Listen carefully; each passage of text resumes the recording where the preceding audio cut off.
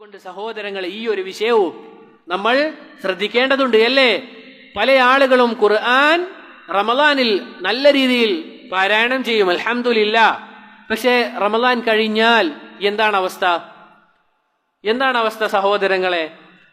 ഒന്നാമത്തെ പരീക്ഷണം തുടങ്ങുന്നത് പെരുന്നാൾ ദിവസമാണ് അല്ലേ? സത്യസന്ധമായി ചോദിക്കുക, നമുക്ക് എല്ലാവർക്കും അള്ളാഹു പുറത്തു നൽകട്ടെ. പെരുന്നാൾ ദിവസം ഖുർആൻ പാരായണം ചെയ്ത ആളുകൾ നമ്മളിൽ എത്ര ആളുകൾ ഉണ്ടാകും? എത്രയോ വർഷങ്ങളായി നമ്മൾ പെരുന്നാൾ ആഘോഷിച്ചു. പെരുന്നാൾ ദിവസം നമ്മൾ ഖുർആൻ പാരായണം ചെയ്ത ആളുകൾ എത്രയുണ്ടാകും? ആരെയും കുറ്റപ്പെടുത്താനല്ല, വല്ലാഹി അല്ല. നമ്മൾ മാറണം സഹോദരങ്ങളെ. അതുപോലെ തന്നെയാണ് തറാവി അല്ലെങ്കിൽ ഖിയാമുൽ ലൈൽ. പെരുന്നാളിന്റെ രാത്രി, മാസം കണ്ട രാത്രി നമ്മൾ എത്രയാൾ ഖിയാമുൽ ലൈൽ നിസ്കരിച്ചിട്ടുണ്ടാവും? ചിന്തിക്കാൻ വേണ്ടിയാണ് സഹോദരങ്ങളെ, കുറ്റപ്പെടുത്താനല്ല. നമ്മൾ മാറണം. ഇതാ ഈ റമദാനിൽ നമ്മൾ തീരുമാനമെടുക്കണം, ഇനി എനിക്കൊരു ഖിയാമുൽ ലൈൽ ഇല്ലാത്ത അവസ്ഥ ഉണ്ടാകരുത്.